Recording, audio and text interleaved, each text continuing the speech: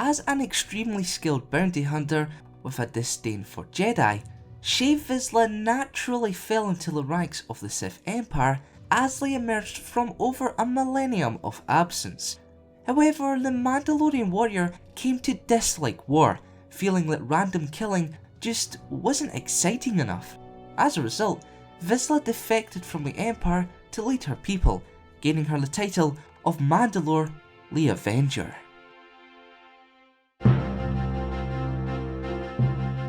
Welcome to the Kankazan Star Wars Lore, episode 153, The Rise of Shae Vizla.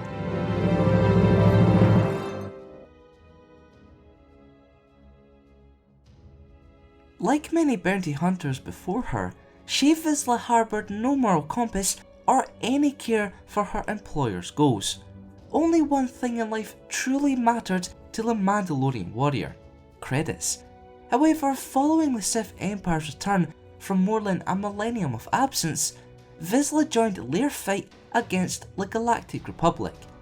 It didn't take long for Shae to acclimate to her new surroundings. In fact, due to her many talents, she was often employed for high-risk operations, including an assault on the peaceful core world of Alderaan. Under the command of Darth Malgus, hundreds of Sith warriors and several thousand assault droids launched a devastating attack upon the Aberril world, taking Alderaan's royal family hostage in the process. Despite their overwhelming firepower though, a swift Republic counterattack held off the Imperials. To make matters worse, Jedi Knight Satele Shan heavily wounded Malgus, but thanks in part to Vizla, the Sith Lord lived to fight another day. 3 years later, Shae was tasked with assaulting a Republic political envoy. Unfortunately, in doing so, her brother was slain by Jedi Master Ori Eden. The Mandalorian mercenary challenged the Jedi to a duel, seeking revenge, but Eden refused. As a result, Vizla developed a deep hatred for the Jedi and their order. In 3653 BBY, nearly 30 years into the Great Galactic War, the Sith Empire conjured a menacing plot. While delegates from both sides met on Alderaan to negotiate a peaceful resolution to the conflict, Imperial forces prepared to attack the Jedi Temple on Coruscant.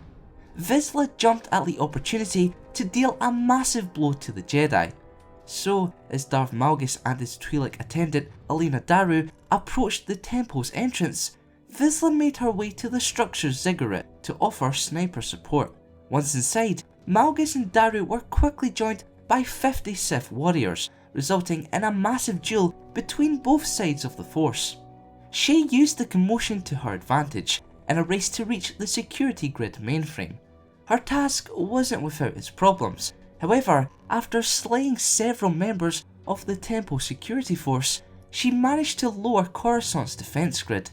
This allowed the Sith fleet, commanded by Darth Angral, to begin a planet-wide attack on Coruscant.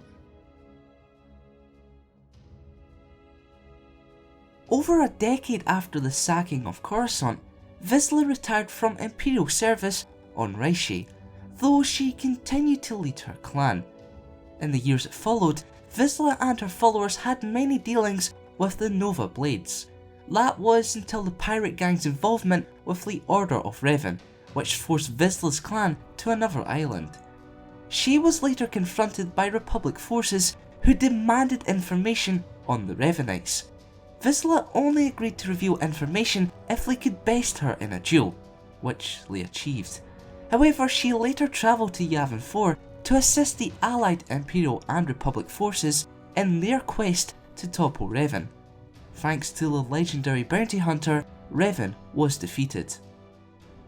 Sometime after the events on Yavin 4, the Eternal Empire revealed itself to the galaxy.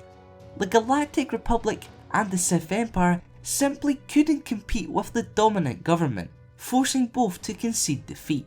Despite this, the galaxy, especially the Mandalorians, refused to bow to the Eternal Throne. There was only one problem: the faction was leaderless.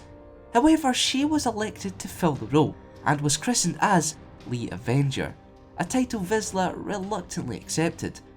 With every Mandalorian clan behind her, Mandalore the Avenger began to fight back against the Eternal Empire. Now it's time for this week's question. Who would win in a fight, Shae Vizla or Boba Fett? Let me know in the comments below. Remember to vote for next week's episode by participating in the card poll on screen now. Also, to have your say in future lore videos, head on over to thecurrentkazans.com and get voting. Thanks for watching, and for more Star Wars related content, keep it locked here to the Current Kazans. There's no denying that Rogue One was exciting, thrilling, breathtaking, and ultimately an excellent new chapter in the Star Wars saga. However, despite making sense of the Death Star's exhaust port, the anthology movie inadvertently crafted some plot holes of its own. So with that in mind, let's take a look at 8 Rogue One A Star Wars Story moments which don't quite make sense.